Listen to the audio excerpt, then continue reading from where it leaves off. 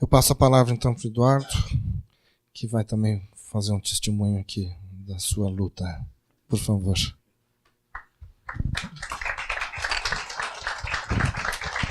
Obrigado pelo convite, Jean, Carla, muito grato. Sou grato duplamente porque essa missão, esse contato que eu tive com a Adenauer e com a Oficina Municipal foi fundamental na minha formação, na ajuda da minha formação como político. Eu digo aqui dentro, digo fora, incentivo várias das pessoas a participarem dessa parceria. É uma pena, disse o Zé Mário há uns anos atrás, uma pena que a gente tornasse esse programa universal, né? Eu achava que cada vereador, cada aspirante a executivo municipal, cada deputado deveria ter a oportunidade de conhecer esse programa, mudaria suas cabeças e nós aceleraríamos o processo de maturação da democracia brasileira. Cumprimentar aos nossos colaboradores aqui da oficina, meus colegas aqui painelistas. Dizer, Wilson, bem-vindo, né? Bem-vindo à política. Dizer o seguinte, você está pulando o Rubicão para esse lado, né? Corre, que só tem 4 anos, tá? Brasília não vai te salvar, o governador do estado não vai te salvar, você tem 4 anos para correr atrás, e é isso que as pessoas esperam da gente, tá? Não tem essa ilusão de que o governo federal vai te salvar, principalmente sem crise já não era possível, né? As pessoas depositam um voto no prefeito, no vereador que está mais próximo, e depois uma carga de confiança muito grande, muito maior que ele pode carregar. E é dela que ela espera. Então é muito difícil falar isso, mas corre atrás, você tem 4 anos, passa bastante rápido. Os colegas da oficina me pediram que desse uma abordagem sobre, já que eu estou lá em Brasília, fui secretário 8 anos, prefeito 8 anos, fiquei bastante desanimado com a política, estava pulando fora, minha mulher estava mandando embora do Brasil já, e aí me chamaram para falar, me encheram a paciência para ser candidato a federal, eu fui porque eu senti um cheiro na rua de que a coisa podia mudar, né? O comportamento das pessoas, mas fui candidato, acabei me elegendo, meu voto é distrital, ou seja, eu tive 135 mil votos só na minha cidade, ou seja, minha característica é de um parlamentar distrital, embora o nosso perfil seja justamente o do voto proporcional, permite que nós sejamos uma somatória de representantes das minorias. O problema é que a somatória dos representantes das minorias não dá a maioria no Brasil. Então, o nosso parlamento é muito fragmentado e a gente não consensua os grandes problemas.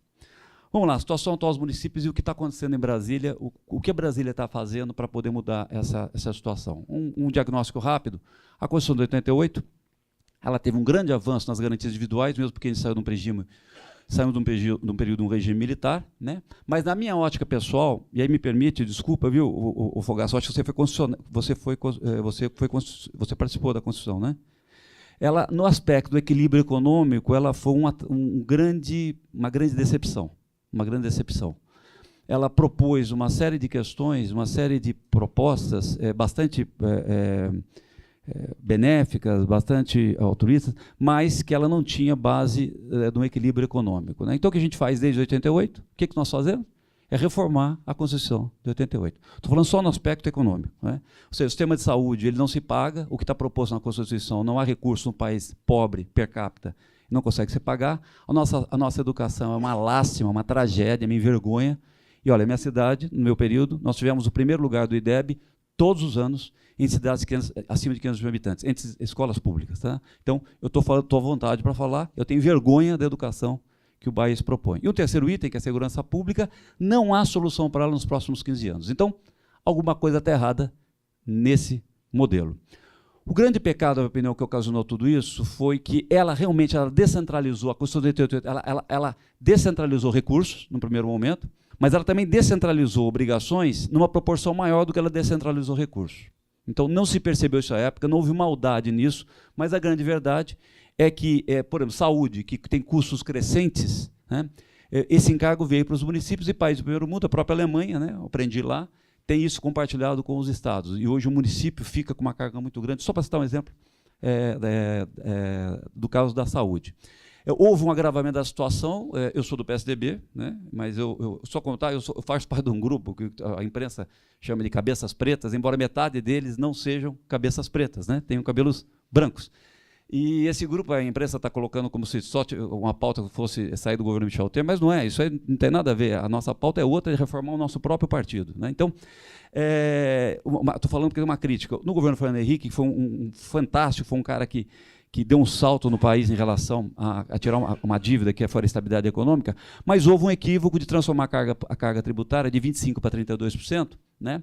Sendo que só 2% dela era necessário para que foi uma compensação pela estabilização da economia. Isso é um questionamento que eu tinha, eu fiz esse questionamento ao Gustavo Franco e ao Samuel Pessoa, e ele me confidenciou que 7 pontos percentuais foi carga de aumento de carga bruta. Isso foi apoderado pelas corporações, foi apoderado pelos que não precisavam disso, e hoje nós estamos nesse nó.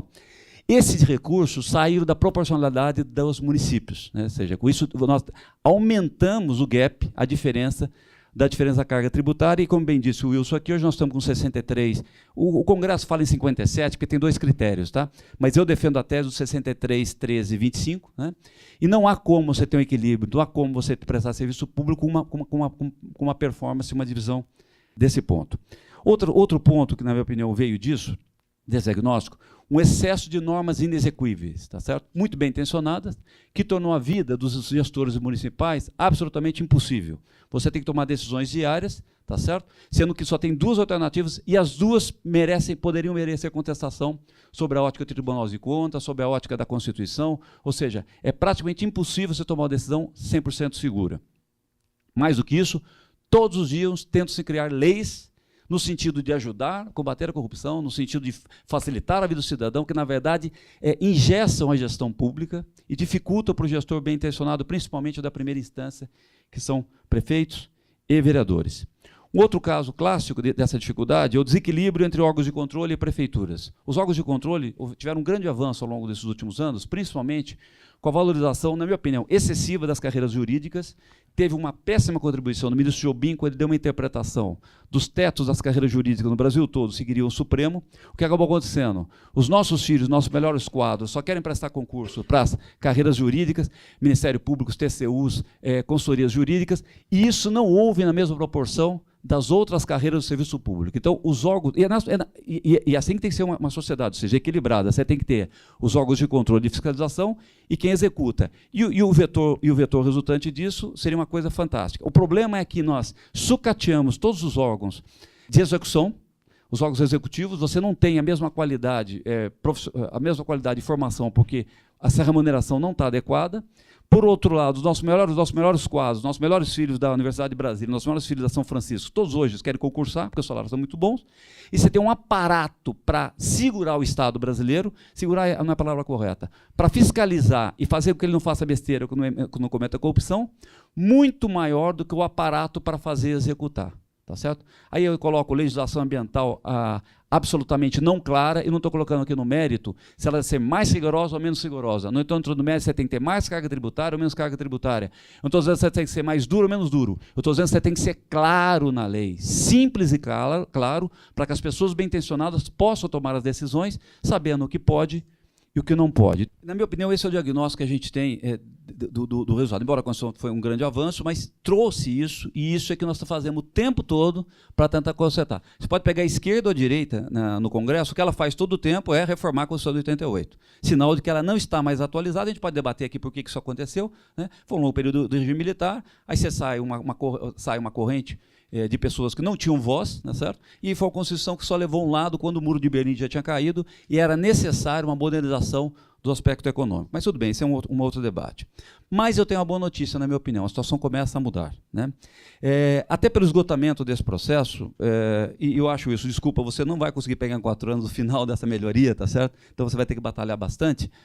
Já começa, principalmente pelo esgotamento desse processo, o Estado pai não consegue mais, nesses 63%, prover aos estados e municípios, começa a ter uma certa rebelião das pessoas acordarem lá para que a gente possa descentralizar os recursos. Eu sou municipalista extremado, né? Eu defendo os municípios. Outro dia uma jornalista de Brasília, da Folha, estava conversando comigo, mas sobre essa questão mais do governo Michel Temer e tal. Ela perguntou: Eduardo, como é que é seu dia, um deputado novo? Como é que você faz aqui? Como é que você divide seu tempo? Eu falei para ela: 90% do tempo eu atuo aqui para não piorar.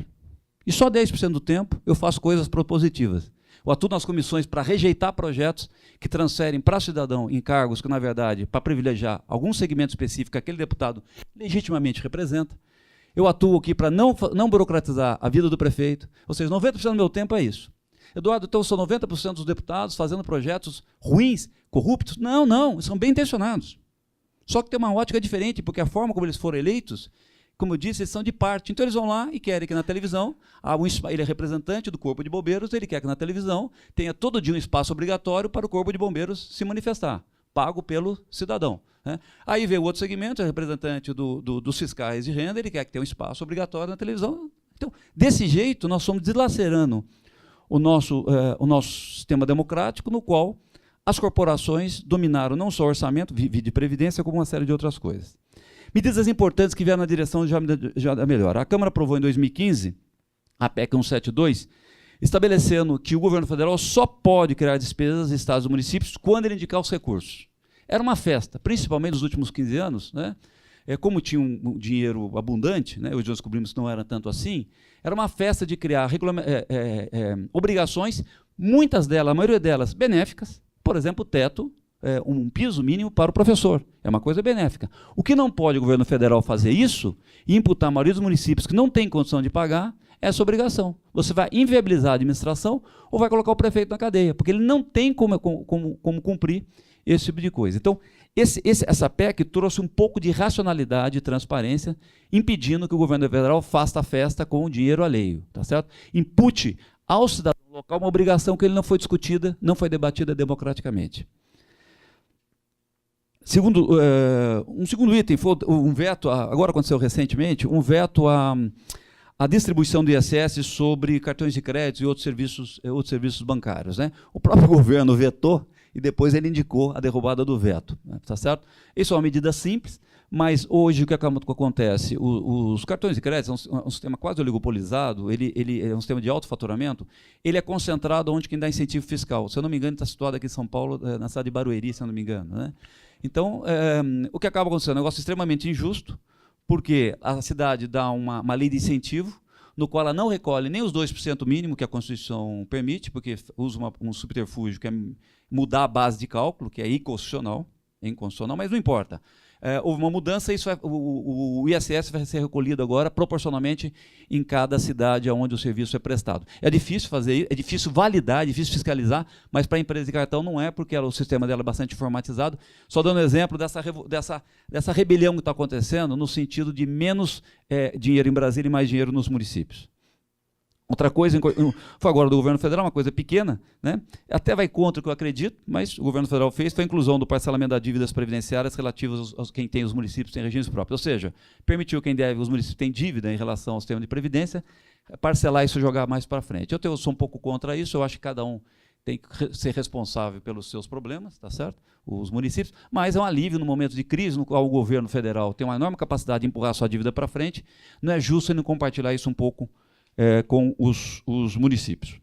Para finalizar, o outro que eu achei fantástico, foi a medida mais importante desde a LRF, na minha humilde opinião, tá certo? É importante dizer para vocês o seguinte, peço desculpa, eu tenho um lado, ou seja, eu sou uma pessoa que luto pelas coisas que eu acredito, e não necessariamente as pessoas devem concordar comigo, ou não necessariamente eu estou correto, mas eu sou uma pessoa que, quando acredito numa coisa, eu brigo bastante por elas. Acho que a medida mais importante, depois da LRF, foi a aprovação do teto de gastos do governo federal. Pouco compreendido por muitos, revolucionário, mas pouco compreendido por muitos, e uma revolução nos termos de autonomia dos estados e municípios, uma vez que o teto não compreende repasses de estados e municípios.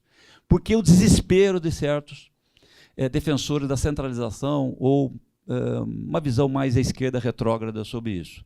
Porque isso vai tirar poder de Brasília e transferir poder para estados e municípios. Se você não trava o teto de gastos transferido de estados e municípios, qual era o argumento deles? Não, mas se no futuro o PIB crescer, tem um teto para isso. Tem para o governo federal, não tem para os estados e municípios. Isso vai naturalmente drenar recursos do governo federal para estados e municípios no piloto automático. Isso é uma grande, na minha opinião, uma grande evolução no sentido de redistribuir o sistema tributário brasileiro. Isso foi pouco, as pessoas compreenderam pouco, na minha opinião, uma revolução. Eduardo, mas era bastante exagerado, que prevê 20 anos, né, Fogaça? 10 anos, 20 anos, é bastante exagerado. Olha, para consertar, para você retroagir é fácil aprovar. O difícil era aprovar o que nós fizemos. Então, se ela tiver um excesso, se tiver um excesso de dinheiro, o Brasil cresce muito, 10%, vamos lá, crescer 10% no ano, é fácil, você revoga isso que todo mundo vai querer. Tem dinheiro sobrando no caixa, vamos distribuir mais. Agora, O difícil foi aprovar um teto que, na verdade, vai botar um pouco de ordem nas contas públicas do governo federal. Na minha opinião, para finalizar, o que falta enfrentar? É uma briga que eu tenho pessoalmente, lá eu pego toda hora um colega ex-prefeito e tal, e isso é legal que isso transpassa entre qualquer partido. Eu tenho amigos do PT, colegas meus foram colegas prefeitos juntos do PDT, que eu digo, digamos que é um partido de oposição meu, e nós concordamos com isso. A gente precisa dar mais autonomia aos estados e municípios para uma série de questões que estão na nossa legislação federal e na nossa Constituição, tá certo? Eu vou dizer em áreas que eu acho que pode fazer isso, em que pegue valores regionais, usos e costumes e questões tributárias. Eu vou falar uma coisa aqui que muita gente vai achar que eu sou maluco, né? Porque estou falando contra a guerra fiscal, né? Eu sou a favor de incentivos fiscais regionais. Eu sou a favor. Não nesse modelo que nós temos hoje. Eu vou explicar. No modelo, se você quiser decidir com a sua comunidade, discutido, colocar no orçamento, que você vai fazer um incentivo para atrair um tipo de investimento, não é para ser legítimo. O que não pode é o sistema hoje no qual um pega e dá um incentivo que o outro paga, que o outro estado paga. Por causa do nosso sistema tributário, como a tributação é na origem, é isso que acaba acontecendo, uma distorção gigantesca. Todos os incentivos fiscais que foram dados pelos estados têm base de inconstitucionalidade.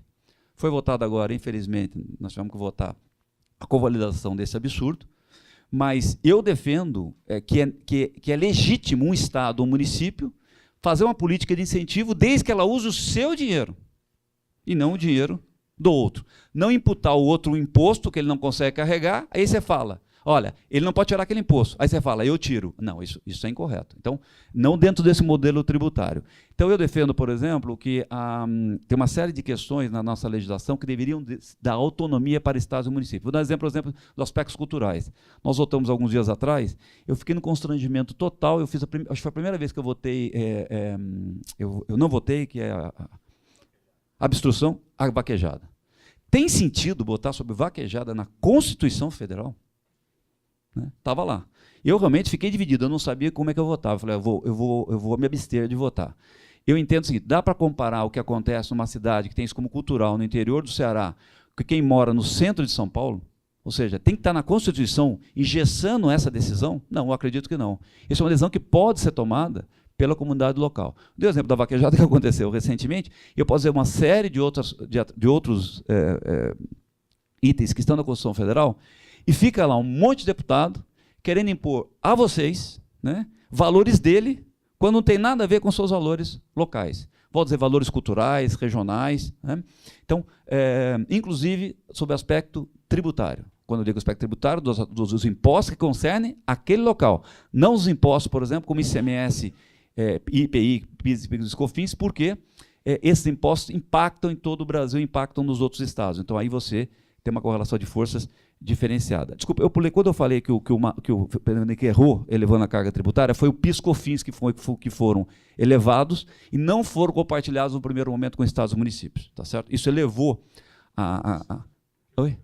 Que era a contribuição. Foi uma pegadinha, foi muito inteligente da parte do Malan, tá certo? Eles alegam, na minha opinião, eles são brasileiros, são pessoas fantásticas, eles alegam até hoje que isso foi necessário para equilibrar os esqueletos que vieram do fim do processo inflacionário. Eu tinha dúvida quanto a isso, eu perguntei por outro dia para o Gustavo Franco, que foi um dos pais, ele bateu o pé que os 9% da carga, desses 8% foram necessários, e só uma pessoa disse para mim que não, era 1,5%, o resto foi aumento de carga.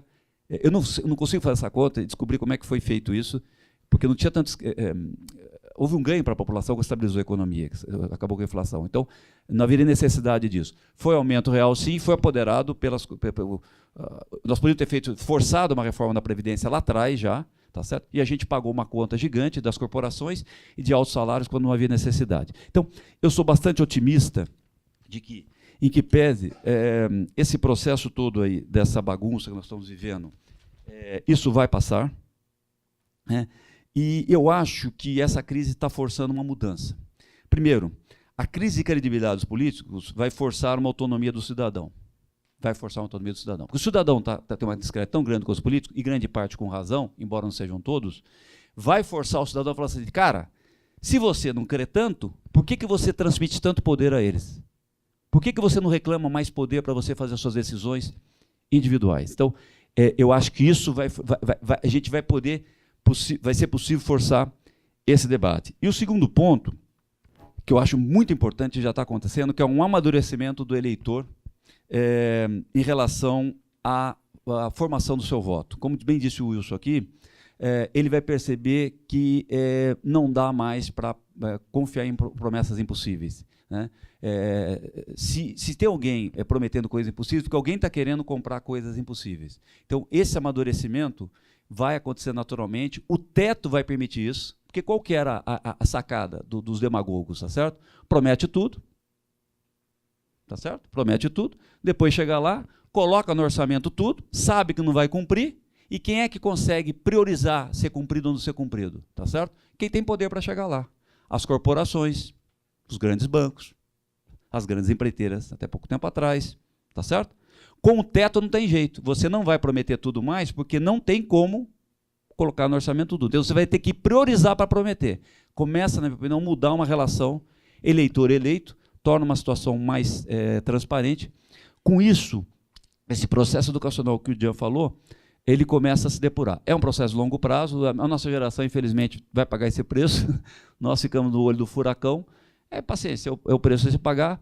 Jean, você falou que a imagem do Brasil está muito ruim lá fora e tudo mais. Na minha opinião, o meu diagnóstico, nós temos mais pais, mais sócios dessa crise que simplesmente, para mim seria muito fácil, por exemplo, atacar o PT. Nós temos mais sócios e mais corresponsáveis do que o PT. Grande parte da mídia apoiou isso, grande parte da classe política, grande parte da oposição se calou durante esse período todo, aceitou essa regra do jogo, achou por ser mais esperto ou ser mais preparado intelectualmente, ia poder participar dessa regra do jogo suja e depois sair dela como vencedor. E grande parte dos nossos parceiros internacionais também. Por quê? Aceitaram com aquele momento econômico, tá certo? Bateram o palmo naquele momento econômico, acharam que aquilo era possível, enquanto os seus valores, na verdade, diferenciavam desses valores aqui. Acharam que era possível um país crescer, distribuir dinheiro, com uma educação horrível, com um processo de alta taxa de corrupção ainda, tá certo? Então, na minha opinião, houve por todos, né, uma tolerância para o que aconteceu no Brasil nos últimos anos, e essa surpresa de todos me parece um pouco exagerada, tá certo? Porque se os meus valores não eram esses, como é que eu podia achar que esse modelo ia dar certo? Isso vale para nós da oposição, vale para a imprensa, vale para os nossos parceiros internacionais. Eu vi gente, eu tenho a oportunidade de viajar, que maravilha o Brasil, que beleza o Brasil. Como, cara? Nós não temos educação, não temos um sistema que dá liberdade para empreender, tá certo? Um sistema altamente corrupto. Como é que pode dar certo isso? Pouco representativo. Como é que pode dar certo? É óbvio que não ia dar certo isso. Então, mas eu estou otimista porque eu acho que nós vamos pagar caro, né? Essa geração vai pagar caro, né? Nós estamos pagando caro lá, né, Fogaça? Né? Todos os políticos são corruptos, todo mundo está na Lava Jato. Tal. Quantos por cento estão na Lava Jato? Do Congresso? 17%. 17%. Senado um pouco mais, 26%. Agora, na televisão fala que todos os deputados, né? Então, paciência, vão ter que passar por isso, é o preço a se pagar, mas eu estou otimista. Se nós descentralizarmos, acreditarmos no cidadão, darmos mais poder aos municípios, a chance de sair da crise é muito maior. Obrigado. Agradecer a apresentação do Eduardo também. E, de novo, dois rápidos comentários. Né? Eu, além de professor da Fundação Getúlio Vargas, sou um servidor público e gestor público de carreira. Na verdade, desde antes. Tenho quase 40 anos de trabalho como servidor público e atualmente eu trabalho na Secretaria da Educação do município de São Paulo. Então, o primeiro comentário é a importância da educação. Né? Uma das chaves para a gente ter um país mais civilizado, cidadão mais atento, eleitor mais consciente, é a educação, sem dúvida. Né? Que está longe de estar bem. Mas eu queria combinar com um segundo comentário, uma segunda reflexão que você fez, que é a questão do otimismo. Eu sou um otimista também. Né? A gente está passando aqui por uma enrascada muito grande e muito grave, muito séria, mas eu acho que a gente tem que ter a capacidade de olhar para o longo prazo no Brasil, e se a gente olha no longo prazo, o Brasil continua caminhando, e a gente vai levantar desse tropicão e vai superar isso, eu tenho certeza. Mesmo na educação. A educação brasileira não é boa, mas ela é muito melhor do que era há 30, 40, 50 anos. Muita gente fala, a escola pública era ótima. Sim, mas era para uma quantidade muito pequena de pessoas. Né? Nós fizemos avanços importantes na educação brasileira. A universalização, a verificação da qualidade, e que isso feito nos sucessivos governos. Então, essa perspectiva otimista também acho que é muito importante, porque senão a gente não arregaça a manga e não luta para que as coisas caminhem.